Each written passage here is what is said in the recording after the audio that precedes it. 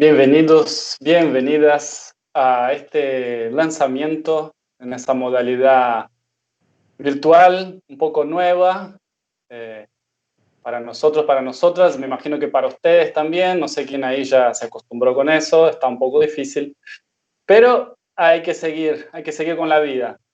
Agradecemos entonces los y las telespectadoras. Estamos acá para el lanzamiento del libro Democracia Totalitaria, Teoría y Práctica de la Empresa Soberana, del autor portugués João Bernardo. Esa edición es el resultado de un trabajo de algunas personas. Voy a comentar un poco eso, entonces antes de arrancar acá ese evento que ya cuenta acá con la presencia de Raúl Sivecci, que escribió el prólogo y que estará en diálogo acá también presentando un poco ese autor y esa obra. Bueno, se trata de la primera traducción al español de esta obra de João Bernardo, Democracia Totalitaria, que tiene uno que otro libro, una que otra obra también traducida, pero en general en traducciones ahí de los años 70. Entonces es un proyecto de un poco de difusión de ese autor acá en Argentina, pero bueno, también en todos los países de habla española. Una traducción que realizamos a 6 manos, yo, también la compañera Flor, que hoy está ahí a cargo de la transmisión, de toda la parte técnica, y también del compañero Pablo. Esa edición también, el texto de esa edición ha sido revisado por Ailín Daira Romero Abuin, la Ailín, querida compañera Ailín. El libro está lanzado por la editorial Marat. Yo mando un abrazo especial para Diego y para Martín. Muchas de las reuniones para tratar, incluso para ser parte de la traducción, fueron ahí en la Biblioteca Popular Eduardo Martelly. Yo recomiendo a todos y todas que cuando se termine la cuarentena peguen una visitada ahí a la biblioteca. Siempre hay actividades de formación, lanzamiento de libros, revistas. Está muy bueno conocerla ahí por zona Congreso. Quien hace la distribución de este libro y para los demás libros del editorial es Periférica. También recomendamos ahí que sabemos que ya está llegando ese libro en distintas partes de Argentina, incluso ya llegamos, ya nos llega noticias de gente de ahí en Mendoza que ya empezó a chusmear el libro en algunas librerías. También dejo recomendación para que visiten la página de Marat, en donde pueden ver el catálogo, un catálogo bastante interesante. Yo personalmente hago un par de recomendaciones. Bueno, entonces, para ya empezar a calentar un poquito acá los motores y también para saludar a Raúl, que está ahí ya, quería hacer una pregunta también por curiosidad para también la gente que está acá en Argentina, entonces en otros lados, saber cómo está el tema de la cuarentena ahí en Uruguay, cómo se está viviendo eso desde ahí. Entonces, bueno, te doy la bienvenida y gracias obviamente por estar acá con nosotros haciendo ese lanzamiento. Bueno, buenas tardes, Lucas, y buenas tardes a todos y a todas. Yo que siempre estoy viajando, tuve la fortuna de que la cuarentena me agarrara aquí en Montevideo, y en Montevideo tenemos una situación muy atípica. Tenemos una cuarentena voluntaria. Hay 28 fallecidos en todo el país. Y en este momento en Montevideo hay 12 personas activas con COVID. En total, en estos 4 meses ha habido 800 infectados. O sea, es una situación muy cómoda. Hay una persona en cuidados intensivos. Yo salgo todos los días, desde el primer día, a caminar por un parque que tengo cerca de mi casa, el Parque de los Aliados se llama. O sea, es una situación muy confortable, no hay un encierro, nunca lo hubo, esperemos que no lo haya. Y esto se debe en gran medida a que, bueno, Uruguay es un país de poca población, de una población muy dispersa. El que conoce Montevideo sabe que incluso aquí somos más los que vivimos en casas que en edificios. O sea, hay mucho árbol, mucho verde, mucho viento porque es una ciudad contra el mar. Y esa situación que en otros momentos es un poco aburrida, en este momento es como una bendición, ¿verdad? Porque nos ha agarrado bien. Por otro lado, Uruguay es un país donde tiene poca conectividad internacional. Para que se hagan una idea, el aeropuerto de Carrasco, antes de la cuarentena había 20, 25 vuelos diarios que llegaban al país, la mayoría de Buenos Aires. Fíjense que San Pablo, Guarulhos, tiene 1.300 vuelos diarios, tenía 1.300 vuelos diarios. O sea, entonces estamos hablando de, y además muy, muy localizados, prácticamente a Europa había un vuelo, a Madrid y otro a Miami, ¿no? A Estados Unidos. El resto regionales. Entonces, ese aislamiento, porque no es casualidad que Uruguay, Paraguay, Costa Rica sean los países que menos contagiados tienen. Y tenemos eso, poca población, dispersa, tenemos algunas ventajas, lo cual se agradece. Qué bien saber que ahí no la están pasando mal, que hay cierta tranquilidad. Acá, en Buenos Aires estamos en la fase 1, de hecho la transmisión esa pensábamos hacerla ahí en la biblioteca, en la Martedí, pero al final la estamos haciendo desde la casa acá, cada uno de un lado, ya entrenando eso de hacer las cosas de manera interconectada.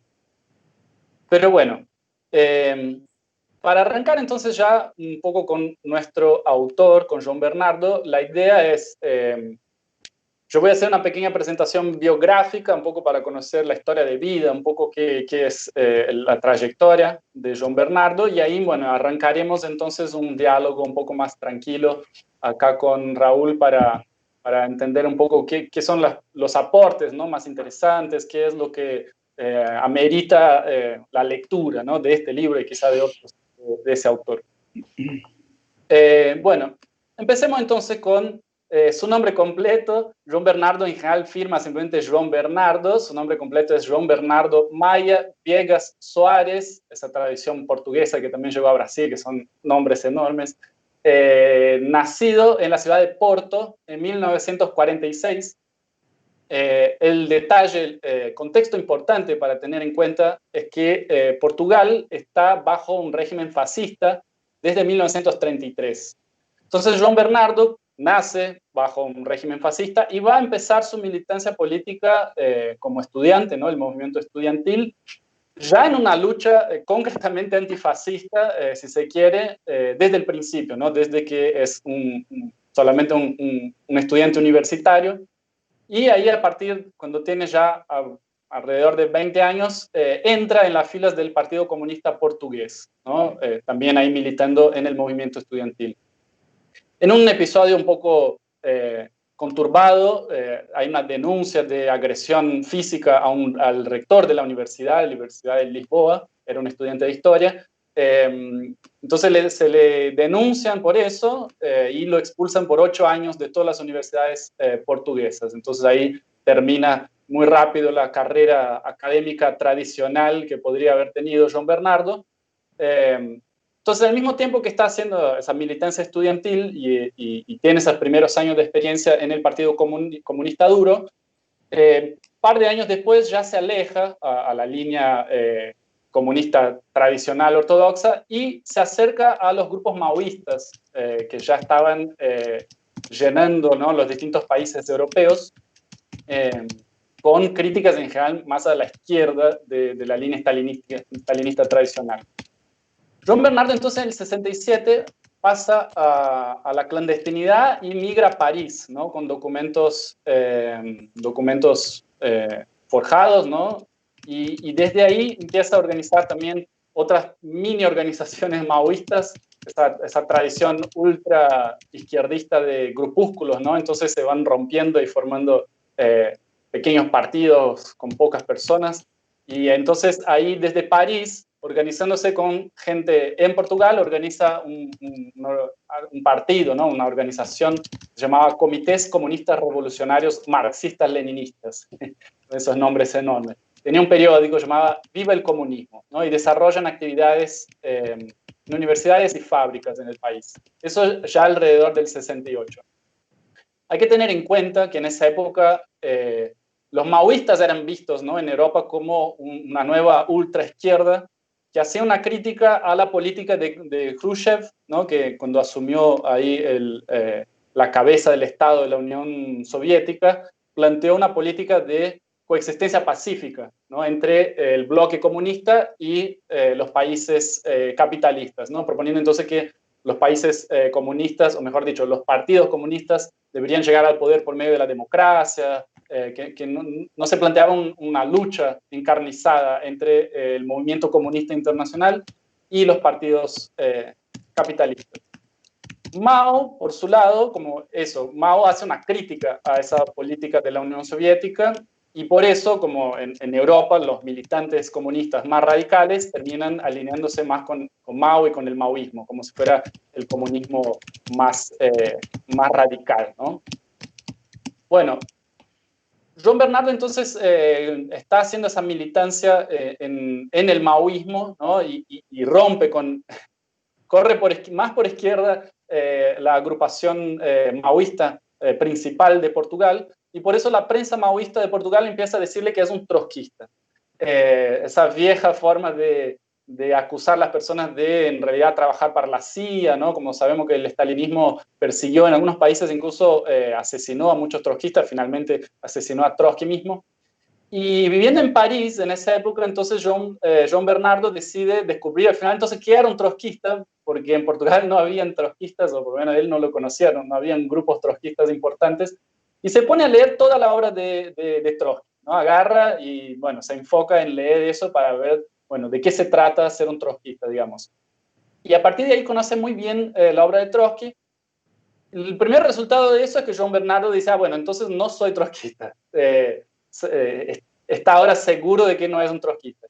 Por otro lado, tiene un conocimiento profundo de la obra de Trotsky y dice, ¿no? Como que eso le ayuda hasta el día de hoy. Trotsky escribió sobre muchos temas, es un autor, más allá de las posiciones políticas, es un autor muy interesante. Y a partir de esa bibliografía de Trotsky, João Bernardo entra en contacto con la polémica que Trotsky estaba haciendo contra los izquierdistas, ¿no? Del movimiento trotskista.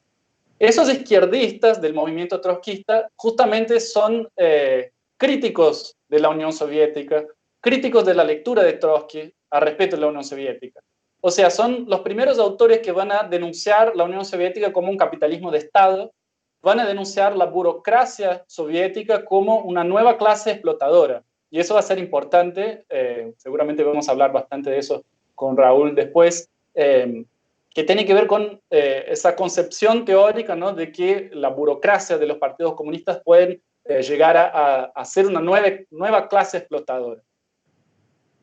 Bien, entonces ya a partir, ¿no? Del París del 68 hasta el 74 más o menos, João Bernardo está ahí militando en esos grupúsculos maoístas hasta que llega a una ruptura con ellos, ¿no? Entonces ya no se trata de criticar el Partido Comunista, ni siquiera los aparatos maoístas más tradicionales, sino que ya el maoísmo mismo está siendo cuestionado por João Bernardo, y lo que termina entonces con una crítica al leninismo de por sí. Eso está en un contexto en donde la revolución cultural en China ya había, a los ojos de esos militantes, ¿no? ya había caducado, ¿no? No había llegado a resultados interesantes, ya el ejército en China había tomado más el control de los procesos sociales, y de hecho hubo un acercamiento entre el gobierno chino y Estados Unidos. Entonces, João Bernardo de nuevo promueve una crítica a las concepciones maoístas en general, y empieza a formar lo que más tarde se va a nombrar como su marxismo heterodoxo, ¿no? Que mucha gente lo asocia directamente como un tipo de marxismo libertario, cercano a lo que sería el marxismo consejista, y que va a marcar, digamos, toda su trayectoria intelectual y teórica, ¿no? Un tipo de marxismo que no está muy vinculado a los grandes partidos marxistas tradicionales. Bien, justamente en el 74, cuando lo expulsan entonces de esos últimos grupúsculos al cuales perteneció João Bernardo, ocurre en Portugal la Revolución de los Claveles, que también la han nombrado como la última revolución europea, hasta el día de hoy, digamos, ¿no? Entonces, cuando estalla la Revolución de los Claveles en Portugal, João Bernardo vuelve a su país de origen y forma con un par de camaradas más un periódico que se llama Combate y que proponía una intervención y generar enlaces en las experiencias de autogestión que fueron resultado de esa revolución que básicamente acabó con el régimen fascista en Portugal, que ya llevaba 40 años. Muy brevemente, la Revolución de los Claveles en realidad fue una sublevación, una insurgencia de las bajas patentes en el ejército, bajos oficiales, de soldados, en contra de las guerras coloniales que llevaba Portugal. Portugal, que bueno, en su momento era una potencia colonialista, mantenía todavía en África algunos territorios coloniales, y para esa época, el 74, ya los movimientos de liberación nacional en África ya eran bastante proficuos, ¿no? Muchos países ya habían obtenido su independencia, entonces Portugal se veía intentando aferrarse a esas colonias y estaba en guerra directamente con diferentes organizaciones políticas revolucionarias en esos países africanos, lo que hizo con que económicamente Portugal sufrió mucho para sostener esas guerras, pero moralmente, ¿no? En el ejército fue bastante desgastante hasta que entonces el bajo oficialato decidió que ya no estaba de acuerdo. Eso hizo con que muchos de los patrones que estaban muy vinculados al régimen fascista huyeran de Portugal con miedo a que los trabajadores de sus empresas frente a la revolución tomaran algún tipo de venganza física. Lo que dejó a muchas empresas básicamente sin sus propietarios, sin sus dirigentes, lo que entonces dio margen para una ola bastante grande, bastante importante de iniciativas autogestionarias en Portugal, entonces cuando se da esa revolución. Ese periodo va más o menos hasta el 78, más o menos 4 años, cuando se entiende, o sea, cuando hay un regreso a la normalidad, si se quiere. Las experiencias de esas de autogestión ya están un poco en baja, se está dando una nueva normalidad capitalista y democrática en Portugal, y acordémonos que también para el 78, fin de los años 70, principio de los 80, es el gran reflujo de diferentes experiencias bastante radicales, tanto en Europa como en Estados Unidos, como en Latinoamérica. Solo para dar ejemplo, también por esa época los Pantera Negra en Estados Unidos ya estaban llegando en sus últimos años. En Italia, todo el autonomismo italiano también después del 77 empieza a decaer un poco la fuerza de esas experiencias. Y bueno, João Bernardo, frente a esa situación, frente a ese reflujo, empieza a mudarse y a tener cortos periodos de erradicación en algunos países como Inglaterra, Estados Unidos, Italia, desarrollando su producción intelectual de modo autodidacta, si se quiere decir, o bueno, haciendo investigaciones y producción teórica por su propia cuenta. En el 84, entonces, 1984, es invitado por un intelectual brasileño, Maurício Trachtenberg, para ir a vivir en Brasil, ¿no? Lo invitan, por lo menos por un tiempo, y termina quedando hasta 2012. Mauricio Trachtenberg, que es un intelectual que también merecería una presentación aparte, pero que se encaja en ese perfil que dijimos del marxismo heterodoxo, serían autores que son muy críticos de las políticas o de los partidos tradicionales del marxismo, ¿no? En general lo que se conoce en un sentido común el marxismo, son muy críticos de ese tipo de política y sin embargo son lectores de Marx, utilizan los conceptos, o por lo menos algunos de ellos, como que reivindican algo de la obra de Marx, sin necesariamente sostener las políticas de los partidos comunistas tradicionales o sus variaciones, digamos. Bueno, entonces João Bernardo llega en el 84 en Brasil y mismo sin contar con títulos académicos formales, es invitado a dar cursos y talleres en universidades y sindicatos. Hay que acordarse también que en los años 80 recién había tomado fuerza lo que en Brasil se llamó el nuevo sindicalismo, o sea, la Central Única de los Trabajadores, que estuvo vinculado con el Partido de los Trabajadores. Y en esa época el sindicalismo todavía era una cosa muy politizada, entonces los sindicatos tenían formación sindical, formación política, y João Bernardo entonces daba muchos talleres y cursos ahí también. Y finalmente, en el 2012, nuestro autor regresa a Portugal, donde, bueno, hasta hoy revisa algunas de sus obras. Tiene un par de obras que son bastante extensas. Las revisa y, bueno, cada tanto publica algunos artículos de coyuntura en las temáticas que más le interesan. Por ejemplo, el fascismo, es un estudioso del fascismo. Tiene también algo escrito sobre historiografía, ¿no? Historia comparada. Pero bueno, por ahí podemos charlar un poco más de eso con Raúl. Entonces, le voy a pasar la palabra que nos cuente un poco sobre ese autor. Y nada, vamos haciendo acá la etapa un poco más de diálogo, vamos teniendo acá una charla más tranquila. Y bueno, vamos a ver hasta dónde nos lleva esa charla. Así que, Raúl, si tenés algún comentario, si querés comentar algo de la biografía o directamente hablar qué es lo que más te interesa, qué es lo que te pareció más interesante en conocer ese autor. Y a ti, Lucas, por invitarme a esta presentación. Yo tuve un contacto, no lo conozco personalmente, a través de libros en los años 70 con João Bernardo.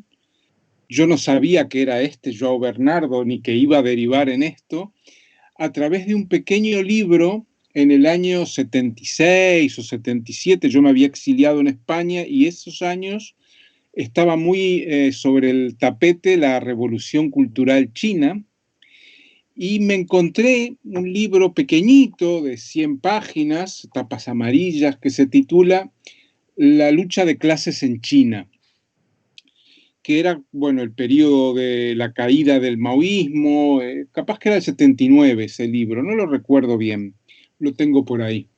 Y me impresionó porque era un análisis muy claro, muy sencillo, pero muy claro sobre lo que estaba sucediendo en China. Luego pasaron los años y hace unos 8 o 10 años me encuentro con otro libro de João Bernardo que me impresionó muchísimo, que es este, Economía de los conflictos sociales, publicado por la editorial Expresao Popular, que es la editorial vinculada al movimiento Sin Tierra. Y les voy a decir que para mí fue un descubrimiento bien importante. Ahí lo uní con el otro João Bernardo. Fue un descubrimiento importante, ¿por qué? Porque me permitió comprender, hay un capitulito que se llama Clase burguesa y clase de los gestores, ¿verdad? Ahí lo tengo anotado. ¿Por qué? Porque durante muchos años discutimos en la izquierda si lo que pasaba en la Unión Soviética era un Estado obrero degenerado, como planteaban los trotskistas, como planteó Trotsky, como planteaba Mandel, o si, como planteaban los maoístas y Charles Bettelheim, era un nuevo capitalismo, ¿verdad? Y aquí João Bernardo hace un análisis impresionante en donde plantea que la burguesía tiene dos alas, dos sectores, ¿verdad? La clase propietaria de los medios de producción y de cambio, que es la clase propiamente burguesa, y la clase de los gestores, o sea, aquellos que inicialmente no son propietarios, pero son los que gestionan el capital, que es muy evidente en todo este tema de los fondos de pensiones, donde cada fondo de pensiones tiene 1 millón de personas que ponen que tienen un poquito de dinero y no lo pueden gestionar directamente como el propietario tradicional. Y él analiza esos dos sectores de la clase dominante que fueron muy evidentes a raíz de la crisis de 2008. No sé si ustedes recordarán todas las películas que se hicieron a partir de ahí. El Lobo de Wall Street, por ejemplo. Los que aparecen ahí no son los burgueses, son los gestores. Y quiero decir con eso que a mí me permitió comprender algo tan importante como los gobiernos progresistas, ¿verdad? Porque los gobiernos progresistas, el equipo de Lula, por ejemplo, no eran propietarios de las fábricas, propietarios de las tierras, pero sí actuaban como gestores. Y fue lo que João Bernardo ve en la Unión Soviética, ve en China. Hoy Xi Jinping y los principales cuadros del Partido Comunista Chino no son propietarios de los medios de producción y de cambio, los gestionan, pero son parte de la burguesía. Entonces Joan Bernardo tiene esa enorme lucidez. Bueno, yo quisiera decir lo siguiente, Joan Bernardo es un autor, yo no sé a ti, Lucas, qué te ha parecido, pero para mí es un autor que rompe con el sentido común. O sea, él va a contrapelo del sentido común marxista o de la izquierda. Entonces, dice que hay dos marxismos, ¿verdad? El marxismo de las fuerzas productivas, que es lo que vulgarmente llamamos el economicismo, y el marxismo de las relaciones de producción, que es el marxismo crítico anticapitalista, ¿verdad? El marxismo de las fuerzas productivas sería aquel que triunfó, ¿verdad? En la Unión Soviética y en China. Los chinos ahora se denominan marxistas, ¿verdad? Y socialismos, el socialismo con características chinas, madre mía. Yo no sé si João Bernardo estará escuchando, pero es tremendo esto. Entonces, ¿por qué digo que esto es importante? Porque João Bernardo, como tú bien decías, un pensador heterodoxo, un marxista heterodoxo, que aparte domina muy bien el pensamiento de Marx, pero lo revuelve ese pensamiento, lo pasa por un tamiz, sacando todas las cosas impuras, digamos, o las cosas que son adherencias de las concepciones burguesas dentro del marxismo, que las hay. La concepción de Marx del progreso, de la razón, la propia visión como Marx ve la revolución, son formas de la ideología dominante que se han adherido o han permanecido, porque Marx era un hombre de su época, no era, era un genio, pero no era un tipo que cayó del cielo, vivió en esa época y le tocó eso. Entonces João Bernardo es como un tsunami, te sacude todo el tiempo, y yo creo que João Bernardo es un autor bien importante, fortalecer hoy en los que somos críticos, en el pensamiento crítico, en la militancia, para fortalecer una mirada y una actitud anticapitalista, ¿verdad? Y yo creo que eso está muy bueno. Diría que Joan Bernardo debe ser aquel estudiante joven que sería un rebelde insoportable, como nuestros hijos, ¿verdad? Y que lo terminaron echando de la universidad, bien echado seguramente porque era insoportable.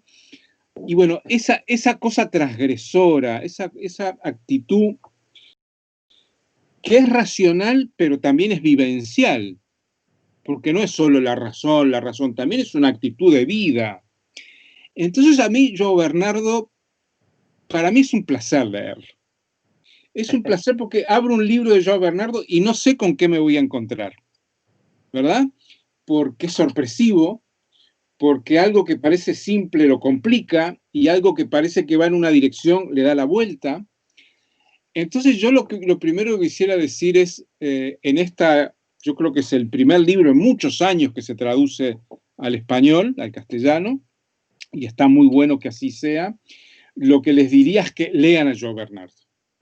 En este libro ya lo podemos comentar, pero él toma otro camino que no es este de los gestores que yo mencionaba, sino que cuestiona la democracia. O sea, si no hay democracia en la empresa, ¿cómo va a haber democracia en la sociedad? Si la sociedad se rige como una empresa, ¿verdad? Bueno, él hace un análisis, después si quieres entramos en eso, muy interesante, de la coyuntura del capitalismo posterior al 11 de septiembre del 2001, a las Torres Gemelas. Y yo invito a la gente crítica, a la gente que se siente anticapitalista o de izquierda, o como le quieran llamar, a entrarle al pensamiento de João Bernardo, porque realmente yo creo que les va a cautivar, que les va a interesar mucho. Es interesante. Sabes que cuando estaba haciendo la traducción con un compañero en uno de los capítulos, comenta el compañero que no conocía la obra de John Bernardo que actúa, digamos, como intelectualmente hay una forma de hacer, ¿no?, su investigación y después también de presentar sus argumentos, John Bernardo, que muchas veces trabaja con documentos que son bastante rechazados o ignorados por la izquierda más tradicional. Entonces, por ejemplo, en ese libro, si alguien agarra ese libro y llega hasta los capítulos en donde habla sobre el toyotismo, ve que la fuente, o sea, para hablar de cómo los capitalistas están gestionando las empresas, agarra literatura, digamos, capitalista, o sea, agarra The Economist, busca textos de conferencias presentadas por los grandes gestores de las empresas, y ese compañero hizo un comentario así como que, John Bernardo está haciendo acá un poco como Marx y como Foucault hacían, que es ir a buscar los textos, digamos, donde están fuentes que muchas veces uno no le da la importancia que debería dar. Otro ejemplo interesante es, John Bernardo hizo una tesis de doctorado en los años 90, o sea, ya no era un pibe, ¿no? Y su tesis de doctorado es sobre el fascismo, ¿no? Historia del fascismo, el fascismo histórico. Son 1500 páginas, básicamente, sobre el fascismo en casi todos los países donde hubo expresión de eso, en casi todos los continentes. Y entonces agarra y busca a ver qué dijeron los fascistas, ¿no? A ver qué decían los fascistas, para no quedar con una idea de segunda mano, ¿no?, de qué dicen los fascistas, porque es más fácil, por ahí es más confortable leer qué dice o tal autor ya consagrado en la izquierda, más fácil como simplemente leer a Marx y, bueno, a partir de ahí ya entender el capitalismo.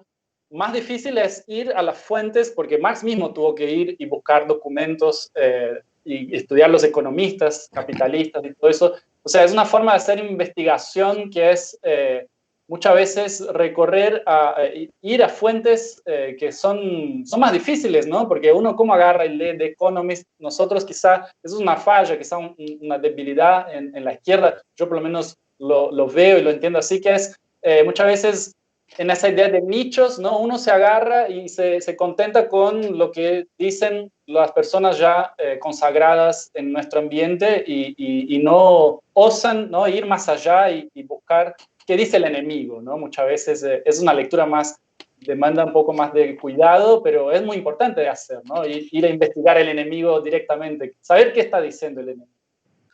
Y también no tener miedo a criticar Marx, ¿no? Nosotros más temprano estábamos hablando, me mostraste que tenés ahí el tomo ese de Marx, crítico de Marx. O sea... 3 tomos. Encontrarlo, están en portugués, un amigo de Río que vive en una favela, en La Maré. Me los consiguió el Chimo. Sí, Marx, crítico de Marx, y aparece el Marx joven en la tapa y el Marx viejo, ¿no? Es muy interesante porque como que dialogan ahí, ¿no? Sí. Perdón, sigue. No, simplemente para decir eso, no tener santos, no santificar a nadie. Eso creo que es parte de la postura importante que también nos importa un poco la lectura de ese autor. Y cosas que yo he leído, o sea, algunas también cuando te invitamos para escribir el prólogo, como habíamos visto que citabas a John Bernardo en algunas entrevistas, en general hiciste mención a eso de los gobiernos progresistas, por ahí podemos hablar un poco de eso. Yo estaba acá un poco antes de empezar la transmisión, me hizo acordar también que el Movimiento Sin Tierra de Brasil, ¿no?, el MST, un gran ejemplo de movimiento social en su momento, este año se abrió al mercado financiero, ¿no? Abrió un fondo de inversiones y captó $1 millón en el mercado financiero. O sea, es un poco triste ver esas transformaciones en esas experiencias. Y por ahí vos que tenés mucho trabajo hecho sobre los movimientos sociales, ¿Cómo te ayuda a entender eso? ¿Cómo ves ahora en el 2020 la situación actual de esos movimientos acá en Latinoamérica? ¿Si puedes comentar un poco de eso? Mira, a mí lo que me impresiona mucho de Joao Bernardo es la capacidad de crear. No cualquiera crea.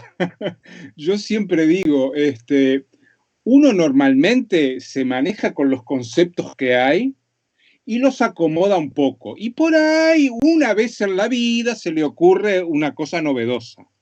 Pero es la excepción en la vida de uno. En mi vida, si me pongo a pensar, sí, he manejado los conceptos que hay, pero yo, Bernardo, por ejemplo, cuando habla del estado restricto, restringido y el estado amplio, son dos conceptos totalmente distintos, si querés después te metes en ello, pero está intentando analizar lo que está viendo, no es que él tenga una cosa filosófica de crear un concepto, no.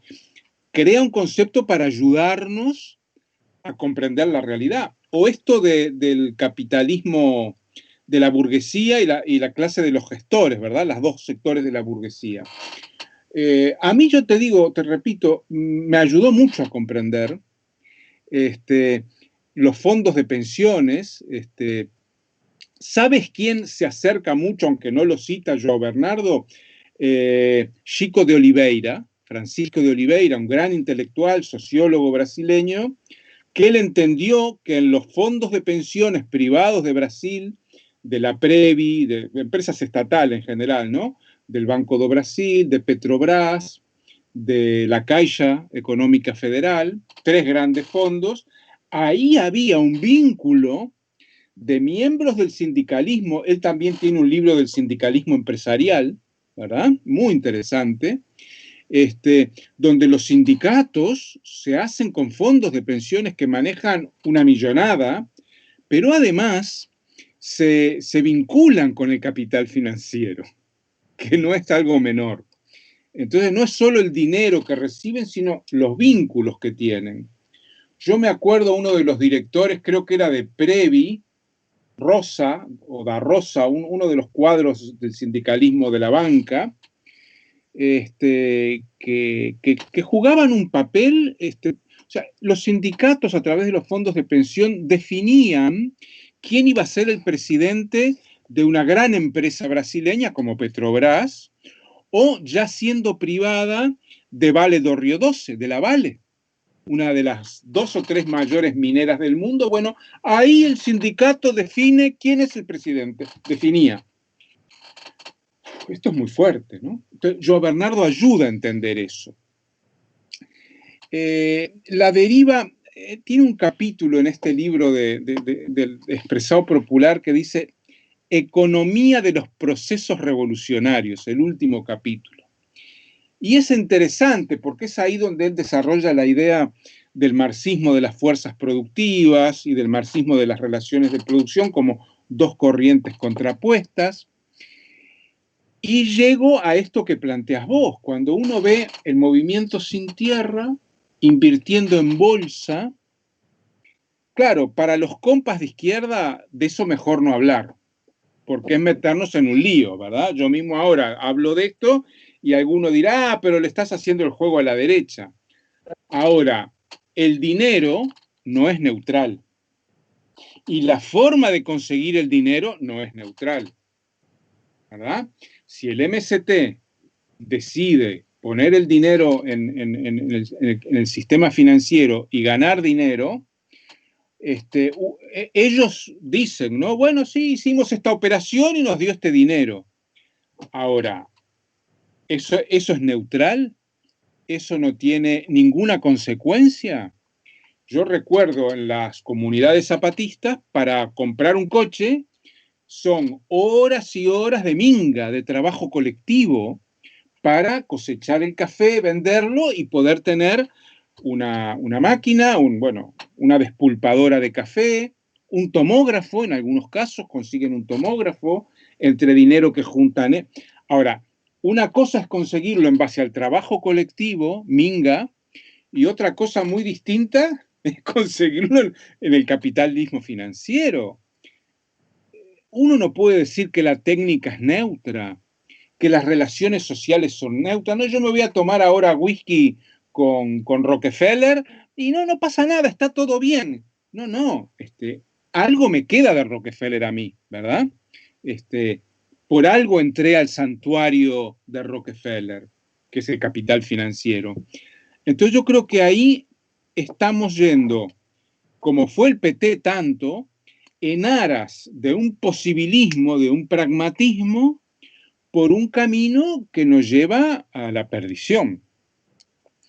Y prueba de eso, yo no le he visto nada escrito a João Bernardo sobre junio 2013, sobre la movida de junio 2013. Yo no, capaz que escribió algo, no lo he visto.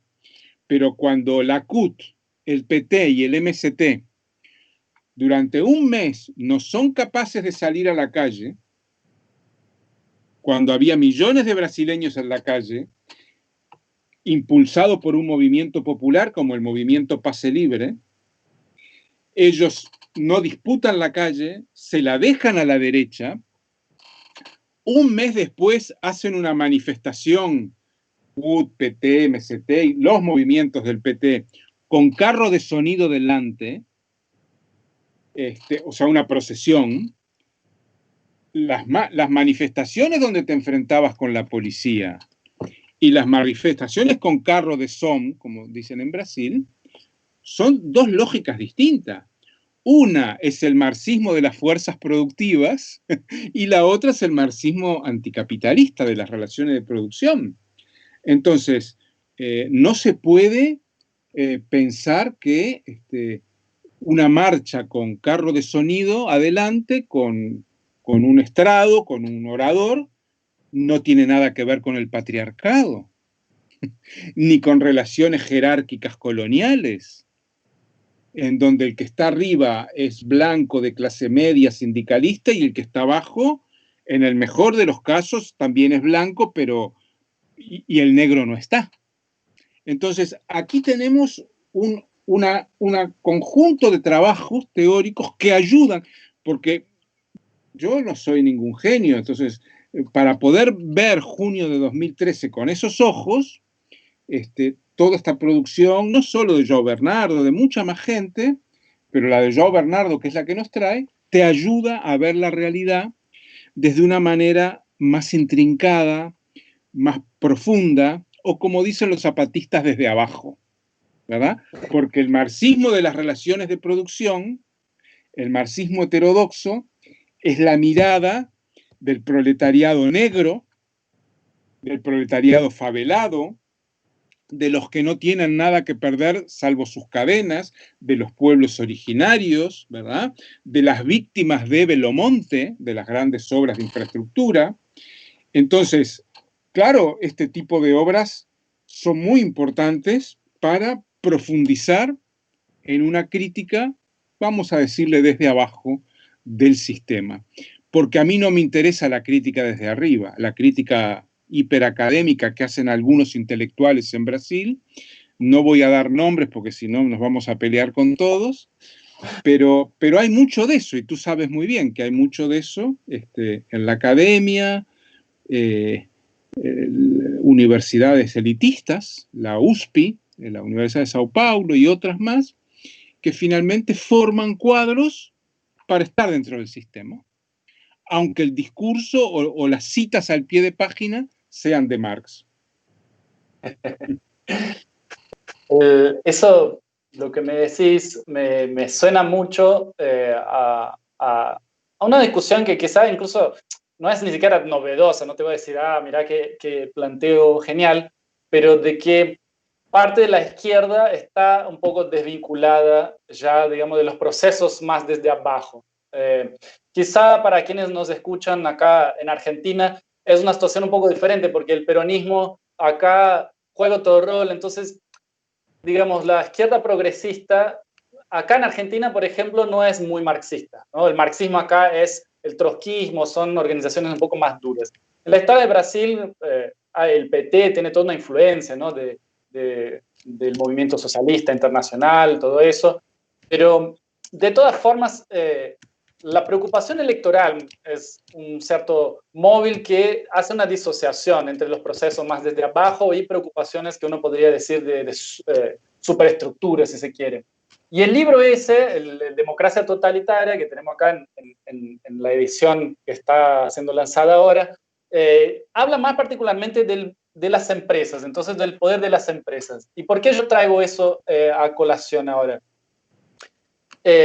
En los capítulos en que, por ejemplo, João Bernardo habla del toyotismo, ¿no? Que le da bastante espacio en ese libro, que serían, digamos, las nuevas dinámicas con que las empresas explotan los trabajadores y las trabajadoras.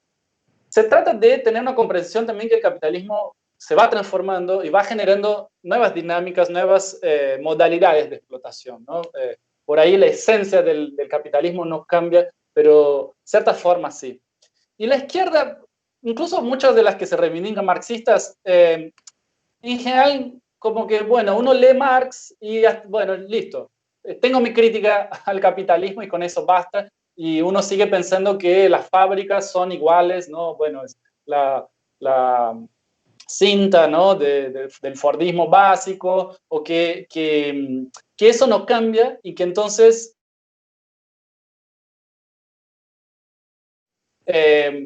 John Bernardo, entonces, cuando pone su mirada sobre la empresa, está tratando de llamar la atención a algo que él incluso dice, ¿no? Que la izquierda abandonó la idea de hacer una lucha dentro de las empresas. En un momento del libro también hace bastante hincapié, y eso es también uno de su herencia o su inspiración autonomista, ¿no? De todos los movimientos ahí de los años 60, 70, que rechazaban la mediación de los sindicatos, que no estaban vinculados con partidos, que muchas veces eran tomas de fábrica, eran luchas de trabajadores ahí en ese lugar de explotación, ¿no?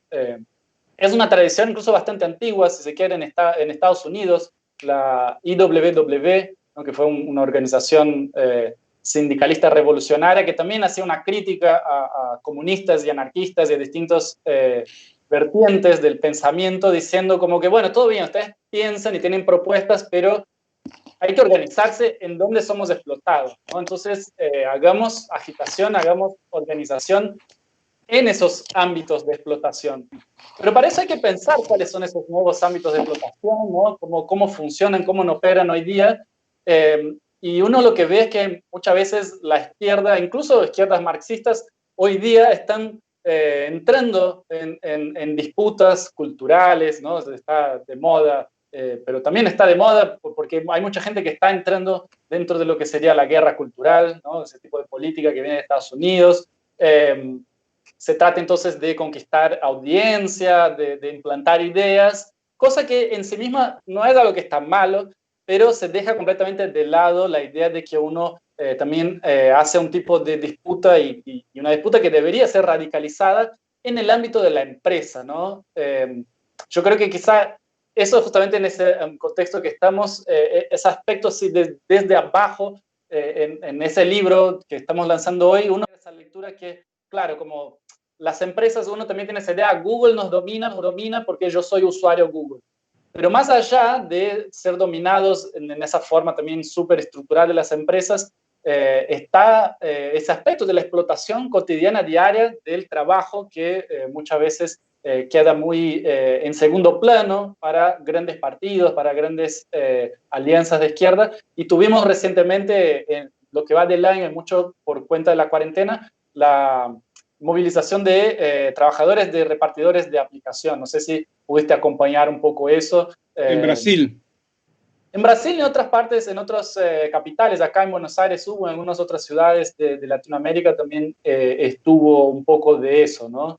No sé si algún comentario con relación a ese aspecto, ¿no? ¿Cómo verlo desde abajo? Mira, a mí lo que me impresiona mucho de este libro es cómo bueno, primero que João Bernardo le da la vuelta a Saint-Simon, ¿verdad? Como Saint-Simon, que era el socialista utópico, él lo pone como un déspota, ¿no? Como, como hacedor del despotismo empresarial. Pero bueno, eso es un tema más teórico, todos son temas teóricos, pero fíjate qué interesante. En la época de la manufactura, lo que hizo el capitalismo, la primera fábrica, la que estudia Marx, es agrupar a todos los artesanos en el mismo edificio y simplificar el proceso de trabajo. Pero el tiempo de trabajo lo controlaban los obreros.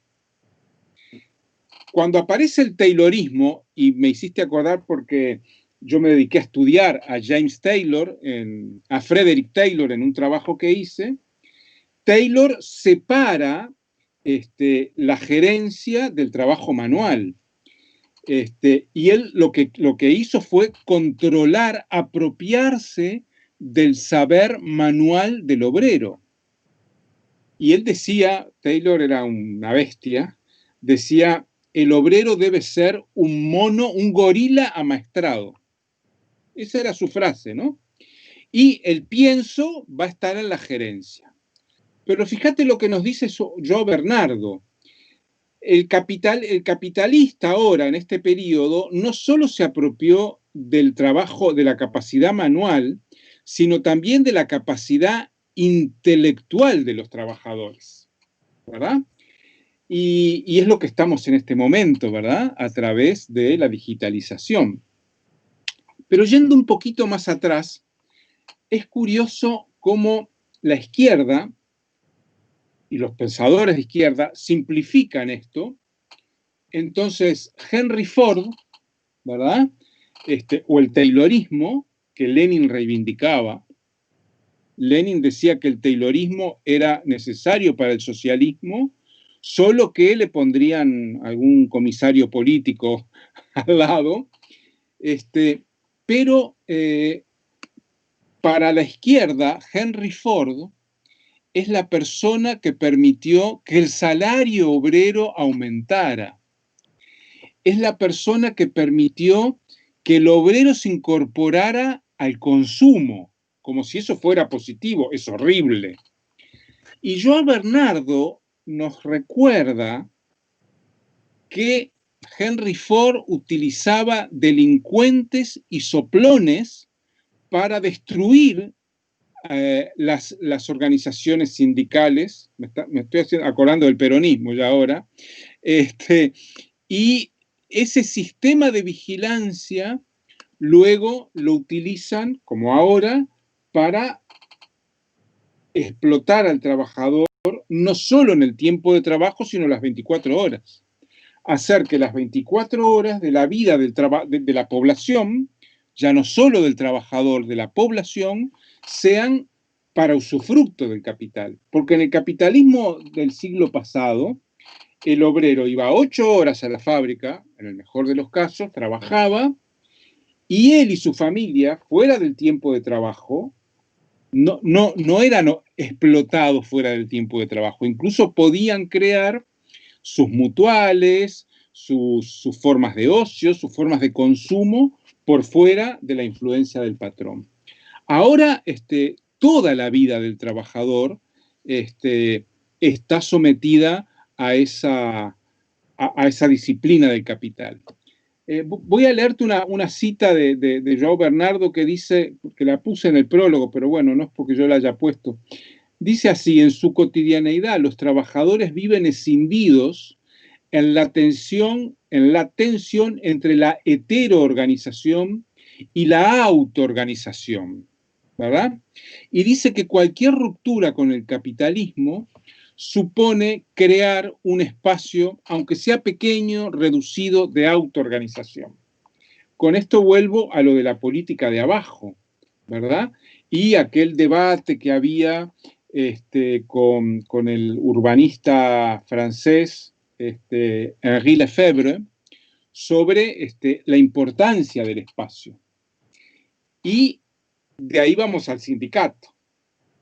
El sindicato busca que en el espacio del capital el obrero esté lo mejor posible, pero no crea un espacio aparte del capital o contra el capital.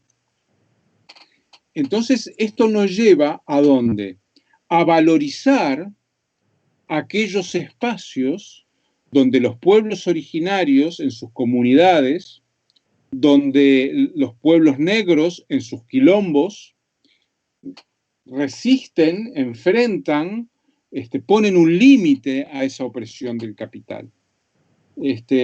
Evidentemente no puede haber lucha anticapitalista en los espacios del capital, en donde la organización de la vida es la que decide el sistema. Y esto es muy importante y de alguna manera es una deducción de este trabajo de la democracia totalitaria, que ya de por sí es un título maravilloso, ¿verdad? Porque yo suelo decir de otra manera lo que dice João Bernardo, que bueno, no sé si es mejor o peor, igual. Hay elecciones, nos podemos ir a votar, pero no hay democracia. La democracia es otra cosa, ¿verdad? Nosotros no podemos elegir otro modelo económico. No podemos elegir privatizar Vicentín. Estatizar Vicentín. ¿Verdad? No podemos elegir eso. Podemos elegir un diputado, un senador, un presidente, pero eso no tiene ninguna importancia, porque están acotados por un sistema, porque participan dentro del espacio-tiempo del capital y no tienen la menor autonomía. Para tener autonomía, ¿verdad? Hay que tener autoorganización en espacios separados. Y esto es un debate en la izquierda imposible, porque la izquierda lo que se ha dedicado, desde la caída sobre todo del socialismo real, que no era socialismo, es a vivir lo mejor posible dentro del paraguas del capital, a la sombra. Y esto es tremendo, es una renuncia a transformar el mundo y es una búsqueda de que esa parte de la población, fíjate que hoy en Brasil o en Argentina, la mitad de la población que tiene empleo fijo o pensiones sigue cobrando, haciendo teletrabajo, yendo cuando los que pueden ir a trabajar o recibiendo sus pensiones. Por supuesto, están peor que antes por el aumento de los precios y eso. Pero la otra mitad que no tiene empleo, que son informales, ese sector no tiene nada más que cadenas, ¿verdad? Entonces, ¿quién lucha por ese 50%? Ellos. Y entonces, te lo digo esto porque en Brasil está pasando algo maravilloso. Ahora se aflojó un poco, pero el último mes hubo unas cuantas manifestaciones los domingos contra Bolsonaro. La gente favelada, negros, jóvenes, mujeres, salen a la calle los domingos contra Bolsonaro. Los sindicatos, no sé dónde estarán, en la playa o el PT, incluso Lula le conviene que siga Bolsonaro porque cree que le puede ganar las elecciones a Bolsonaro. ¿Y quiénes son los primeros que llaman a la gente a la calle? Las hinchadas de fútbol, ¿verdad? La hinchada del Corinthians, del Santos, del FLA. ¿Por qué? Porque me hace acordar al 2001 en Buenos Aires, del 19 y 20. Son los jóvenes de barrios que están acostumbrados a la pelea con la policía, porque son jóvenes, pobres, negros, favelados, entonces en su vida no hay otra cosa que la policía, y son los que primero convocan a salir a la calle.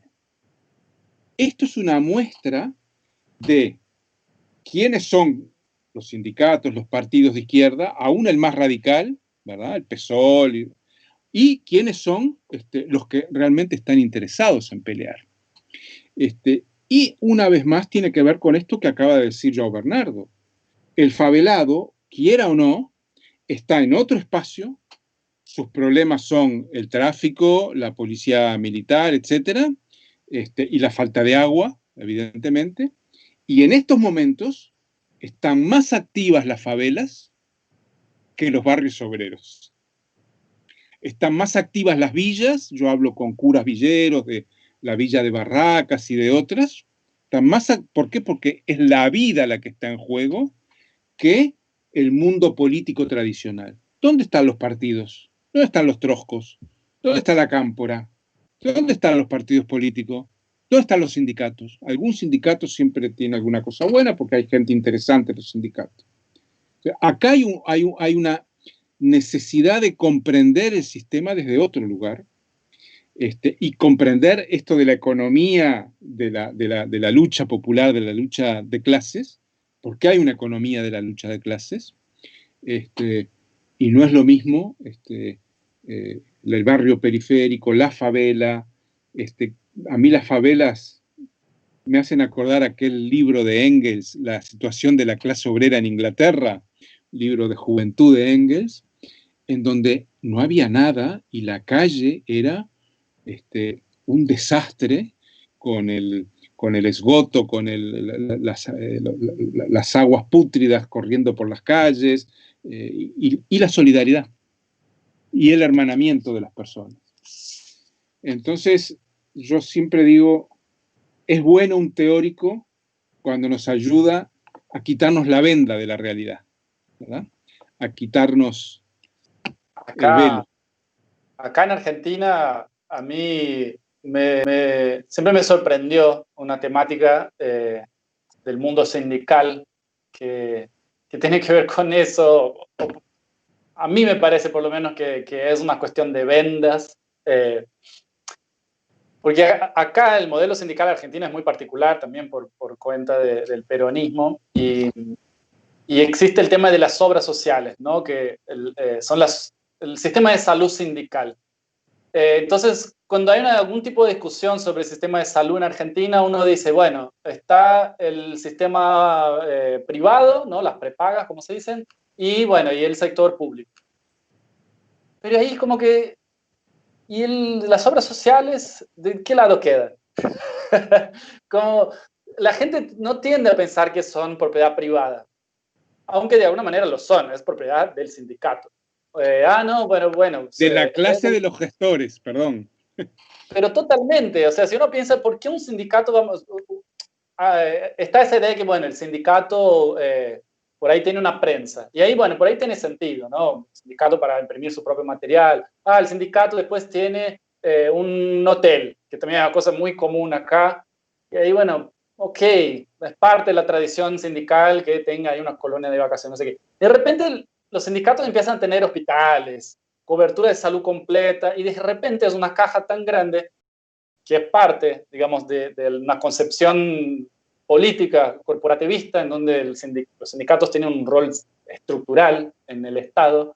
Pero hay yo personalmente como extranjero acá, yo siento que hay una resistencia de las personas a entender las obras sociales, ¿no? Como parte de un sindicato, del aspecto medio turbio del sindicato, porque también el gobierno baja plata, los trabajadores y las trabajadoras que están filiadas en general no tienen ninguna injerencia de cómo se gasta ese dinero, son cajas negras básicamente, y ahí uno también entiende por qué esos grupos se quedan ahí y no se van nunca, ¿no? Eso es lo que dicen los burócratas, que hay otra discusión en la izquierda, ¿no? Si los burócratas son capitalistas o si son trabajadores. Bueno, Joan Bernardo nos da una respuesta clara ahí, son capitalistas, son de la clase gestora, esa gente no es de la clase trabajadora, manejan dinero que es parte del plusvalor.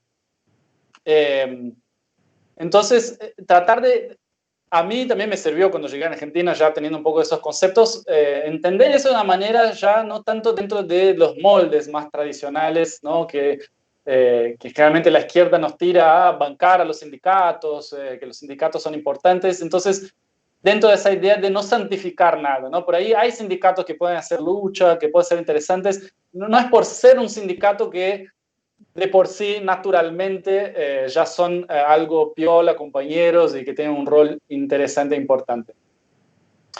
Y hablando también, comentaste sobre el tema de Vicentín, ¿no? Que no votamos los planes económicos de los gobiernos, eso también desde los 90 queda muy claro, fines de los 80, 90, acá con Menem, Collor en Brasil, digamos, las primeras experiencias más claras así de lo que se llama de estelionato electoral, donde un presidente es electo y aplica básicamente un plan económico que es lo opuesto a lo que había dicho, de cómo, o sea, ni siquiera a los cargos que votamos tenemos mucho control. Pero por el otro lado, y es algo lo que Joan Bernardo llama la atención en este libro, ¿no? Como porque dice, ¿por qué democracia totalitaria? En el posfacio, escrito por el autor para esa edición, comenta, ¿no?, que para él la soberanía empresarial, o sea, el hecho de que las empresas tengan un territorio, un marco soberano en donde aplican las leyes, tienen un sistema judiciario y un sistema ejecutivo propio, que no está sometido a ningún tipo de votación y que básicamente es el mecanismo de explotación, es el mecanismo básico de la sociedad de clases. Ese es el sustrato común tanto a lo que nosotros conocemos por sistema democrático como el sistema dictatorial o fascista, ¿no? Ese mismo sustrato está en los dos modelos y por eso uno puede tener el fascismo totalitario o la democracia totalitaria.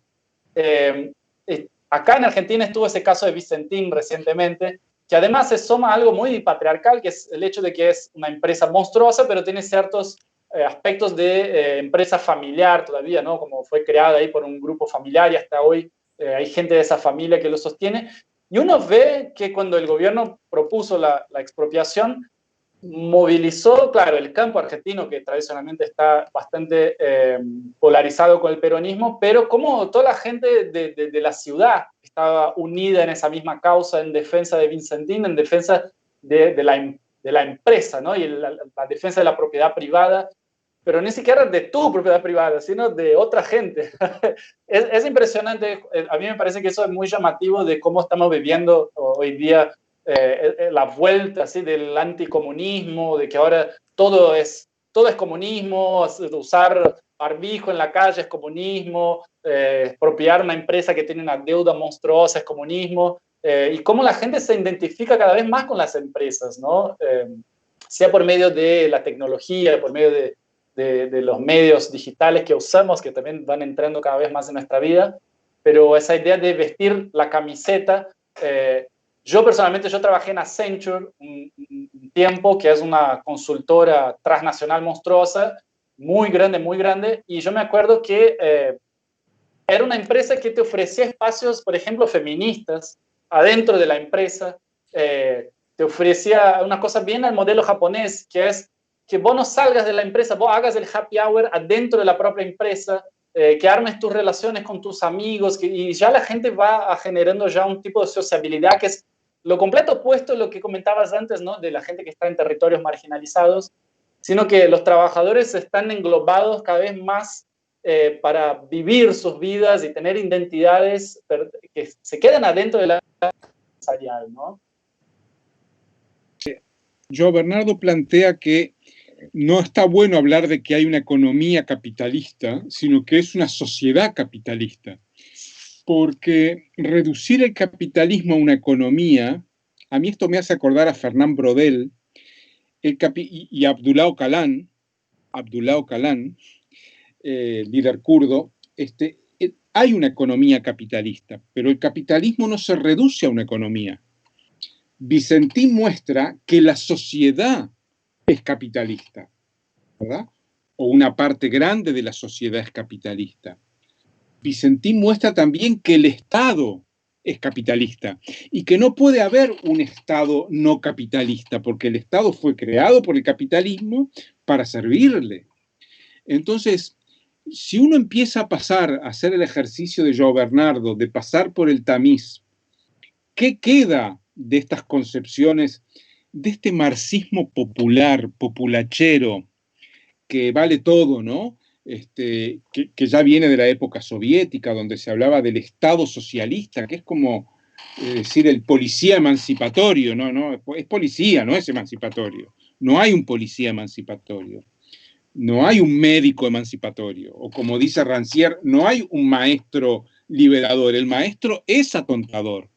Hay que superar al maestro, al médico, al académico, al economista.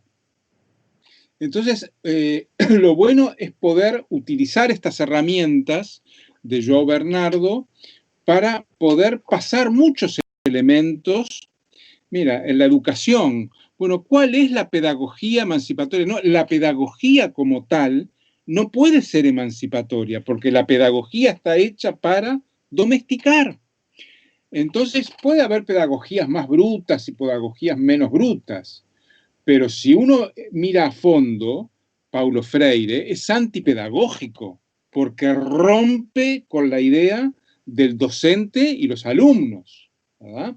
Ahora, si usamos a Paulo Freire para reposicionar al docente en el trono, estamos reproduciendo el sistema.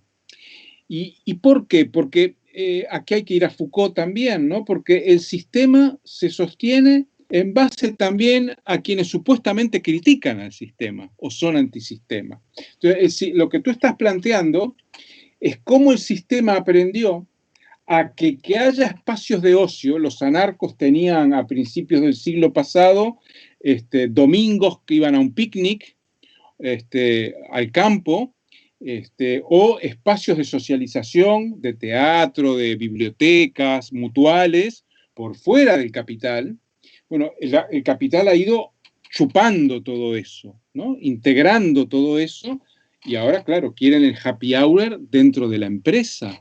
¿Por qué? Porque y no es un tema económico, porque ¿qué le permite ganar al capital que el happy hour en vez de en el bar de la esquina? No, es un tema subjetivo que tiene que ver con en qué espacios me socializo, y controlar los espacios de socialización.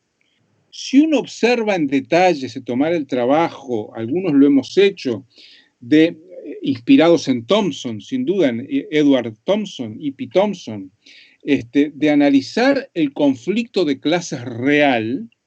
El conflicto de clases no sucede dentro de la fábrica, se expresa dentro de la fábrica, pero el conflicto de clases abarca toda una comunidad obrera que vive en el entorno estoy hablando de los conflictos del siglo XX, ¿verdad? Que vive en el entorno de la fábrica, que se socializa en el entorno de la fábrica, que utiliza Hobsbawm, ¿no? El fútbol o el jazz o la música como expresión de su identidad de clase, y además también sucede en algún momento dentro de la fábrica. Pero pensar que el conflicto de clases es dentro de la fábrica es un error. Lo que es dentro de la fábrica es el tironeo de un peso más para aquí, un peso más para allá, que es lo que hizo el nuevo sindicalismo en el ABC paulista de la mano de nuevos sindicalistas como uno que fue presidente de Brasil, ¿verdad? Lula. Entonces, ese tironeo, pero eso no tiene nada que ver con la lucha de clases, ¿verdad?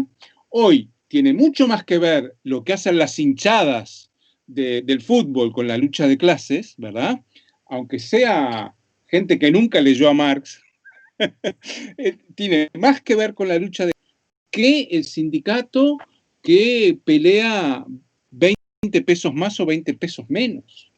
Porque eso es, si me siento en una silla confortable dentro del sistema, el happy hour, ¿verdad? Porque finalmente el sindicato lo que termina negociando es un happy hour.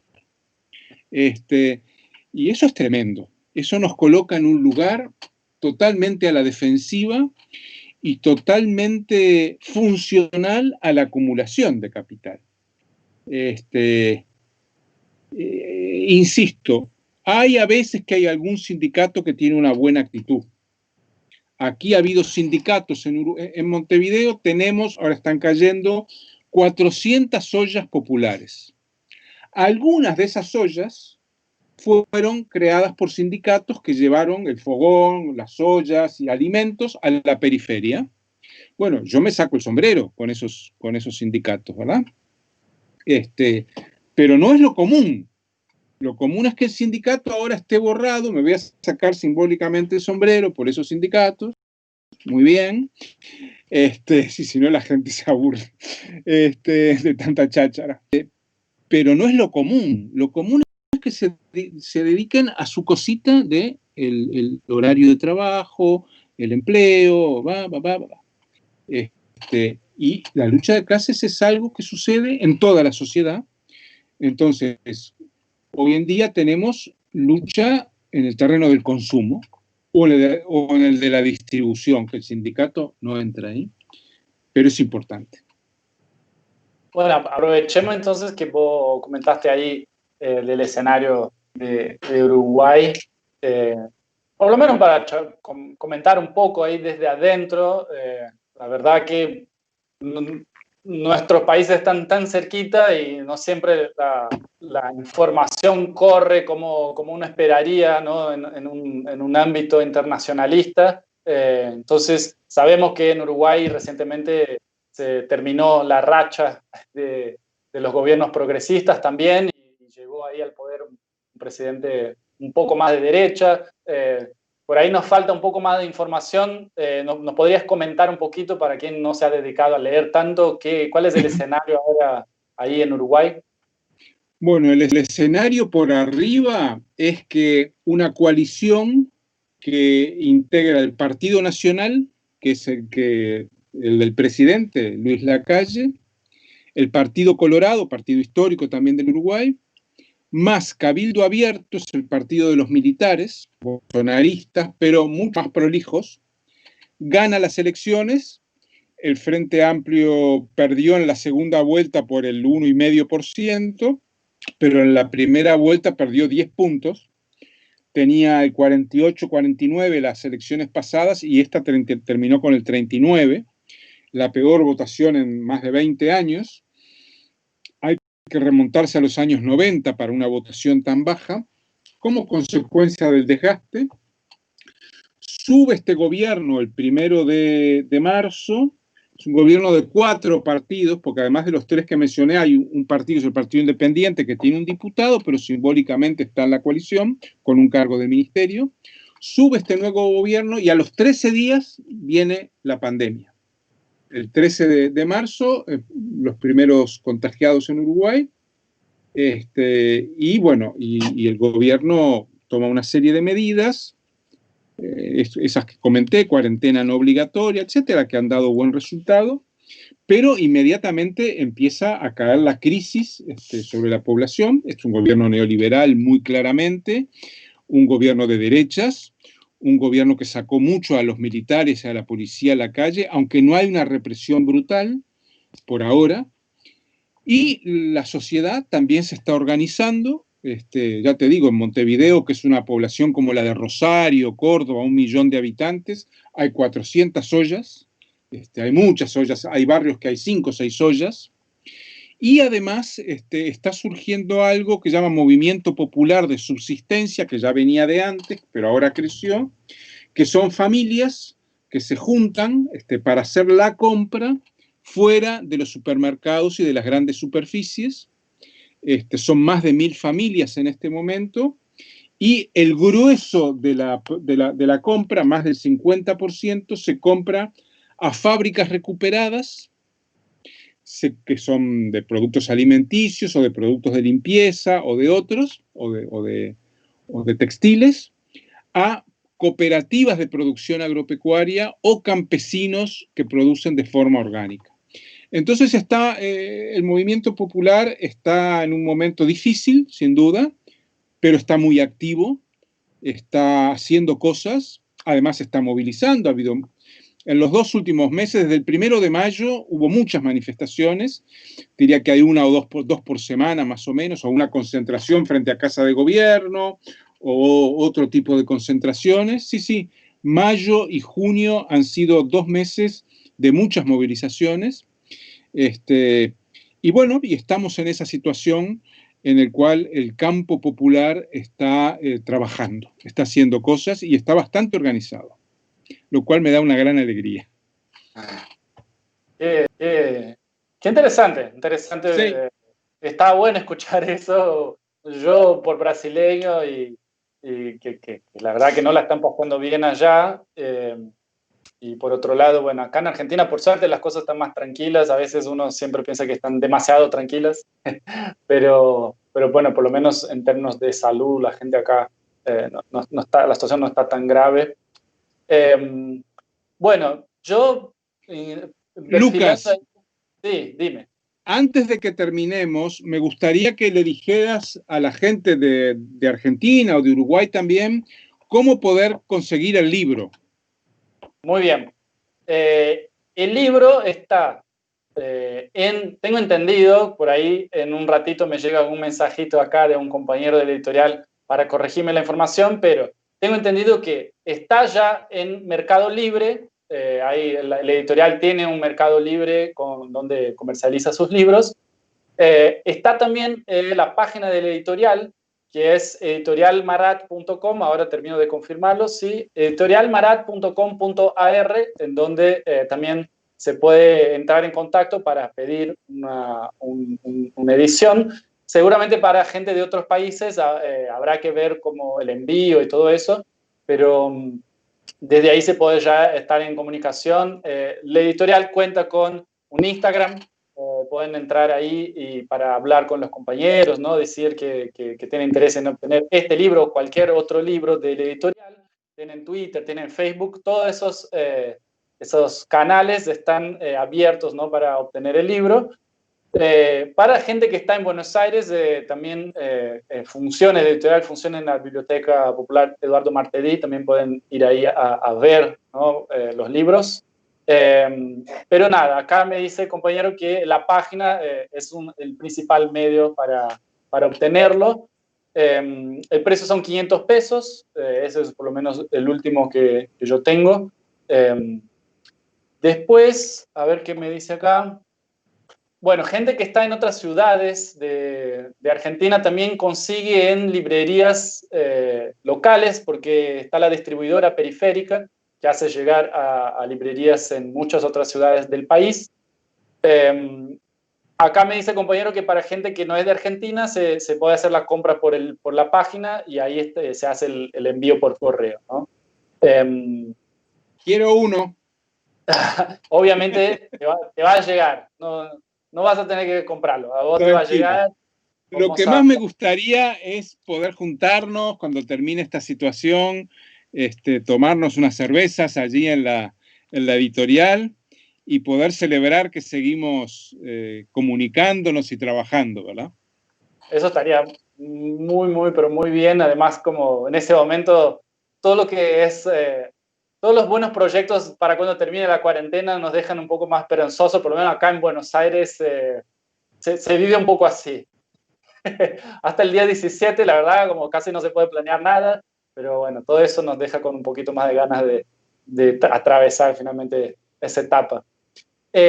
Antes de terminar nomás, también quería comentar que hay muchos libros de Joan Bernardo que están en internet, online, disponibles en PDF. Eso es algo que en general el autor mismo, Joan Bernardo, lo promueve. Están en portugués.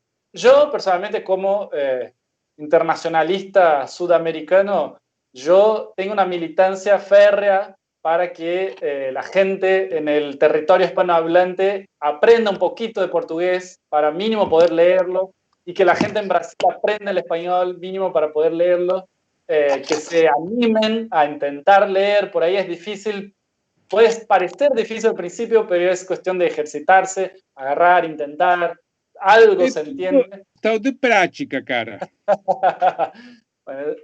bueno, ahí está. Así que bueno, sabiendo eso, quería preguntar si tenés alguna recomendación para gente que se haya interesado a partir de esa charlita, bueno, después de terminar de leer Democracia Totalitaria en español, que bueno, está facilitado ahí porque está traducido, pero si hay algún libro que recomendarías que busquen en internet y prueben un poquito la lectura en portugués mismo para seguir ahí con los estudios bernardianos. Listo, en el que ya mencioné, Economía de los conflictos sociales, que está publicado por Expressao Popular, que es la editorial vinculada al MST de Brasil. Es un libro accesible, es largo, tiene como 470 páginas. Es largo, pero es un libro bien interesante que yo creo que puede ayudar a comprender la lógica de João Bernardo. Además, como tú dices, en internet hay muchos textos de él, y si João Bernardo está escuchando o tiene acceso a lo que graben, decirle que sería importante que él diera una visión del nuevo capitalismo chino actual, este capitalismo de vigilancia que está surgiendo y que para algunos intelectuales es la alternativa, ¿verdad? Porque solo piensan en que caiga el imperio yanqui y no piensan que el imperio chino o lo que venga de China puede ser igual o peor, ¿verdad? Yo con eso no defiendo a los yanquis, pero el capitalismo de vigilancia, que ya él lo plantea en este libro, ¿verdad? Pero capaz que actualizar un poco más, porque del 2003 o 2004 que sale este libro a hoy, ha habido algunos cambios que no son nada buenos. Entonces, bueno, sugerirles eso a Joao Bernardo, sugerirles a ustedes ese libro y mandarles un abrazo enorme a todas y a todos. Bueno, un abrazo fuerte también, Raúl. Esperemos poder tomar esa cerveza ahí con los compañeros de Marat en el futuro cercano. Agradecemos también a todas las personas que estuvieron ahí mirando ese pequeño lanzamiento. Cualquier duda con respecto al libro, entonces la página, de nuevo, editorialmarat.com.ar. Y bueno, esperemos que nos veamos para el próximo lanzamiento, si es durante cuarentena y si no, en vivo. Muchas gracias, Raúl, Gracias a ustedes, gracias, Lucas. Gracias a Marat. Nos vemos, compañeros, compañeras, todo el mundo. Hasta la próxima.